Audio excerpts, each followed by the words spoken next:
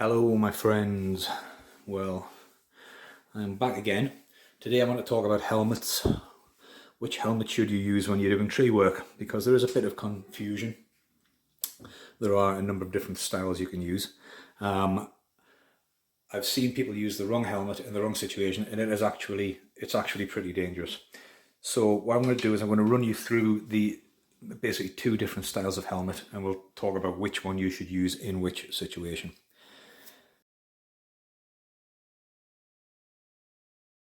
We can split helmets into two types: groundsman's helmet or ground operative's helmet and climbing helmets. These two on the left are ground helmets. The one on the right is a climbing helmet. The reason I have two ground helmets here is because, I'm going to move that out of the way, I'm going to ask you to focus in on the earmuffs. You will notice that the earmuffs on this helmet are thicker, heavier duty than the earmuffs on this helmet. The earmuffs on this helmet are only rated for chainsaw use. The earmuffs on this helmet are rated for chipper use. Chippers are a lot louder than a chainsaw. You will not get away with using a chipper without earmuffs. It will deafen you. So what I'm going to do now is I'm going to remove this one from the equation because we don't need to talk about this anymore. I just want to talk about whatever helmet you use, make sure you have the correct decibel rating earmuffs. So let's move our climbing helmet back into the shot. You'll notice that the climbing helmet also has chipper rated earmuffs. Now, a groundsman's helmet, the purpose of a groundsman's helmet is to protect against vertical impacts, i.e. something falling on you from a height, obviously, especially when you've got a climber working above you in a tree. The other purpose is to protect against kickback. It's similar in design to a traditional construction worker's hard hat. You'll see that it has a brim. The purpose of the brim is to protect you against saw kickback, because when you're working on the ground, you'll usually find that you're working with the saw directly in front of you. And if it does kick back up, it's going to get you in the face. It will also have a visor. You will often see people working without visors. Don't ever do that. You only got two eyes. You don't want to lose one or both of them. Often has ventilation holes for comfort. Some of them don't. It also has a suspension system inside, adjustable for your head height, and that will protect you again. It will help absorb the shock from a top-down impact, and there's some pretty big things come falling out of trees from time to time. The safety standard that these helmets are measured against is usually that for standard industrial helmets, the same that you'd find on a building site. You'll often find that they don't have a chin strap. Usually they're held in place by gravity, or if you have your earmuffs down, your earmuffs will hold them in place. If there is a chin strap there, it's likely to be a very lightweight one, but more often than not, you'll find that these helmets don't have a chin strap. That's a groundsman's helmet or a ground operator's helmet. They do have a date stamped on them, and after a certain period of time, depending again on which jurisdiction you're in, you'll find that you will need to retire the helmet once it's past its use by date.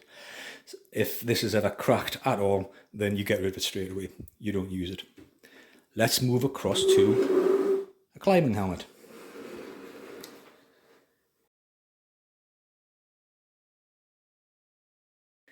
The purpose of a climber's helmet is to protect you against multi-directional impacts.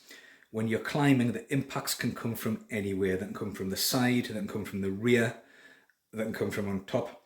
If you fall when you are climbing, you might find that you're going to bash into the tree sideways. So you will find that there is much better side protection on a climbing helmet. The design is very close to a mountaineering helmet, and the safety standard that these are measured against is usually that for climbing helmets, for mountaineering helmets, or rock climbing helmets. When you're in a tree, you have much less kickback to worry about, because usually you're operating a top-handled saw off to one side, or you're you may be in the vertical plane and you're cutting in a horizontal plane, and so you have to worry less about kickback. And you're also much less likely to actually push the saw tip into a cut, which is where kickback can often start. Climbers' helmets tend to be close fitting and low profile because you don't want things getting snagged on them. They always have a really strong chin strap. If you fall, you don't want this thing toppling off your head, so you will have an absolutely solid chin strap on that. You will also find that as you are coming down through trees, as you're cutting branches, various things get tangled up in all these gubbins, and branches will try and pull this thing off your head. That's why you always have a really strong chin strap too. Climbing helmets also usually have space for attachments, torches, head torches, cameras, communication systems, head torch, holes at the back to mount the battery for your head torch. Now to the question, which one should you use? Well, it's a pretty straightforward answer. If you're working on the ground, you use a groundsman's helmet. A ground operator's helmet is the one you want. If you are climbing, you use a climber's helmet. That is the helmet that you want. Never climb a tree with a groundsman's helmet on. It will not protect you in the event of a fall. It will not protect you in the event of any side impact. And if you fall, it will come off your head. But by and large, if I'm on the ground, I'm doing that. If I'm climbing and then I'm working on the ground, I will swap helmets. So there we go. A pretty technical, a pretty dull, uninteresting video, but hopefully if you're in the market for a helmet or a new helmet, you now have a better idea of which one to choose. Okay, safe tree work everybody, and I will catch up with you very soon.